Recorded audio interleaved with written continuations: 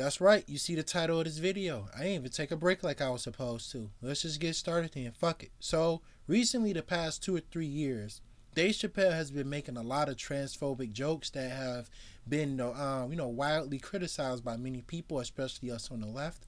And I feel like I will just want to get my 2 cents in with my own special criticism. While I will not play these clips, I kind of feel as if Dave Chappelle is ironically a white supremacist and he's going to get us all killed. Here's why.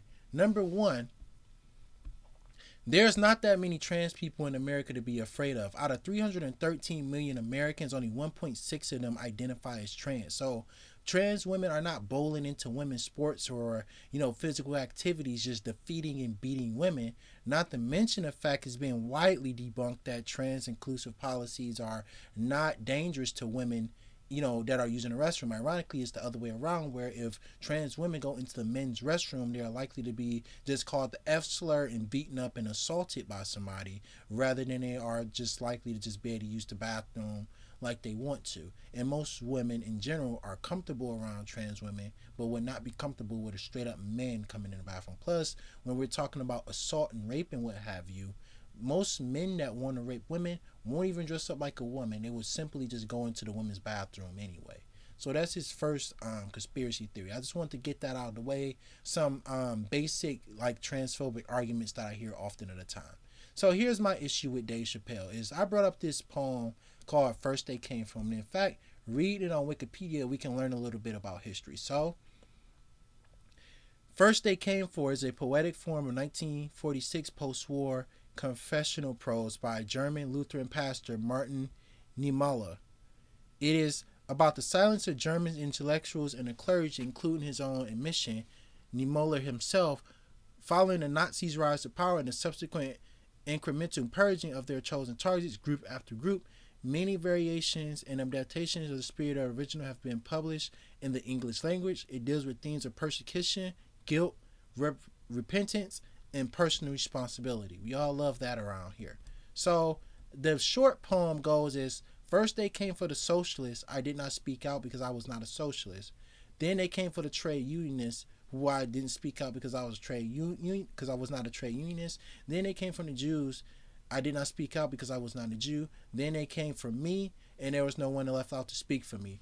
The idea of white supremacists in America right now is to divide and conquer. A lot of white supremacists are people that benefit from capitalism and white supremacy, as they're kind of structured as bedfellows, kind of incentivize division to make minorities and even your average working class person thinking that the person over your shoulder is your enemy, not the rich people exploiting you is your enemy. And especially since 1968, it's been harder to capitalize on things such as racism, sexism, and homophobia. Don't get me wrong, right-wing people and bigots will still do it, but it's less accepted to be, just straight up anti-black racist and get on stage and say you don't like black people. It's more accepted to, say that you don't like trans people or women because, these demographics is more accepted and a-racialized to hate on, even though there's terrible consequences to this hate.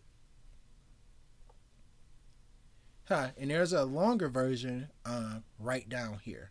So what I'm basically saying is that Dave Chappelle, what bugs me about the shit that he's saying is he's promoting division.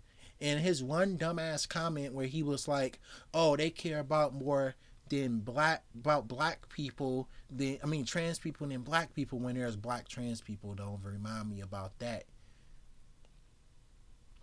Kind of really bugged me because I feel as though sometimes black rich people, especially people who are rich as Dave Chappelle or Jay-Z or a lot of these other motherfuckers, have an incentive to keep America a more right-wing society.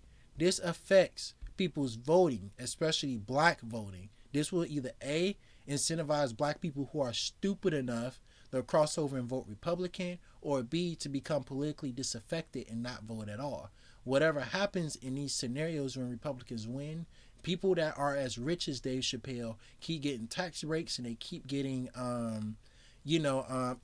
certain business incentives, and poor people that work for Dave Chappelle will continue to get exploited. So I feel as though, I don't know if I'm being a conspiracy theorist, but there's been just too many rich black people with terrible piece of shit morals and thoughts when it comes to the plight of working class black people, where all their political knowledge and assumptions goes down to dividing us further or blaming, our problems on other demographics instead of blaming everything that on, assigning blame where it belongs on capitalism and white supremacy.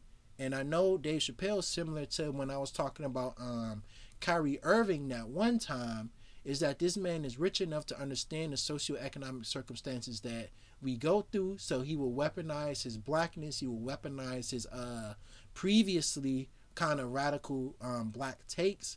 And then, be like, oh, I'm progressive and I care about black people. That's why I hate, this demographic of people. When in reality, he's just trying to divide the voter base or make more black people become disaffected. So we vote against our own interest, or we wind up developing sympathies for people who work against our interests. One thing I almost forgot before I ended this video is that a lot of black people really need to understand this one thing. That's if you made it far into this quick video. The same people that hate and are legislating against trans people also hate black people, and that includes black Republicans. So just like I read that First They Came For a poem, once they get all the trans people, they take away their rights, then they take away women's rights. Us, black people, the N-words are next. And this has been a long time coming. So we cannot let conservatism or fascism or the rich win back any ground in this country. We got to stand in solidarity with each other and understand that there's only one fight. There's only one civil rights movement. And the problems, again, that black people deal with are not caused by the existence of other groups. It's caused by exclusively capitalism and white supremacy. So don't let people with this weird divisive rhetoric get in your ear and tell you that a certain demographic of people are causing certain problems, because when you start getting down these right-wing rabbit holes especially, the next thing you know, you're Kanye. And that's all I got to say.